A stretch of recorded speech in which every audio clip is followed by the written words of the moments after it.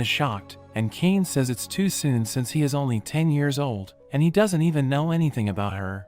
So Tefana introduces herself. Besides being the captain of the Royal Knights, she is an honorary viscount and daughter of a duke from the northern forest. She tells him not to worry about age, but Tefana grabs him and drags him off. They head into the forest, and Tefana enjoys her time with him, dragging him along and wondering where the goblins are at. Cain uses his search skill, detecting the goblins up ahead, and they see a man surrounded by goblins. They quickly rush to the man, and Cain heals him with his magic.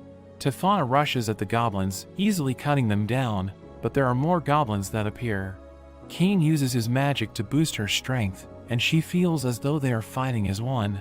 She easily cuts them all down, but there is a giant goblin that appears. But thanks to Cain's magic, it's no match for her, and she cuts it in half. She starts dreaming about their wedding, asking Cain to praise her, but there are suddenly green lizards that appear. Cain tells her to get away with the man, telling her to leave them to him. He uses his light spell to blind them, and then follows up with his ice pillar. Gigantic ice pillars emerge, and the man wonders what's going on, but Tefana knows it's just the entrance exam. Claude wants to be his opponent, but Cain tries to decline. However, the examiner says that Claude is the highest ranked adventurer, so he can't refuse. The two prepare to fight, and Claude tells him to show him what he can do. Cain thinks he should be pretty strong since he is A ranked, so he uses his boost skill and starts to attack. The two start to exchange blows, and the other kids can't believe how fast they are moving. Claude is impressed by Cain, saying he is stronger than the other examiners, but Cain tells him to take it easy, since it's just a test. But Claude gets too excited, using his own boost skill, and they start moving even faster. But their fight gets interrupted as the examiner tells them to stop, saying they are scaring the other kids. Claude thinks they went a little overboard, and decides to call it for the day, but tells Cain they should go on a quest together sometime. But Cain isn't sure that's it, and he gets up out of instinct, dragging himself over to the sound, and he finds an injured beast lying on the ground. He thinks about putting it out of its misery, but as he is about to do it, he suddenly remembers how he always just wanted to protect someone, so he forces himself to use all the magic that he has to heal the beast.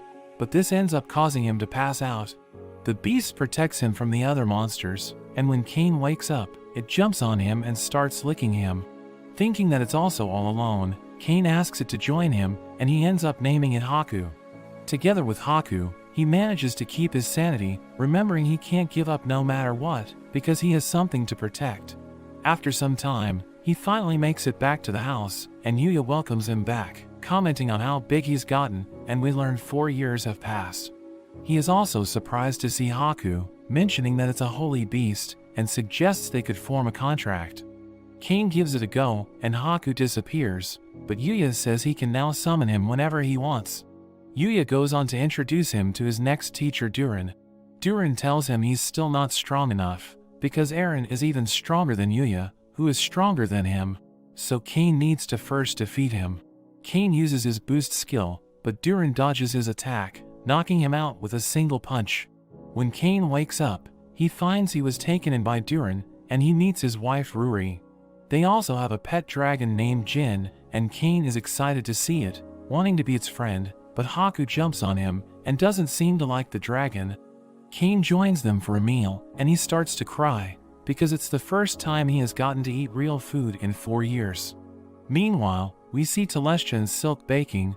They are worried about Cain, but are learning how to bake, wanting to make him happy when he returns. Cain keeps on fighting with Durin, and he gets beaten up every day.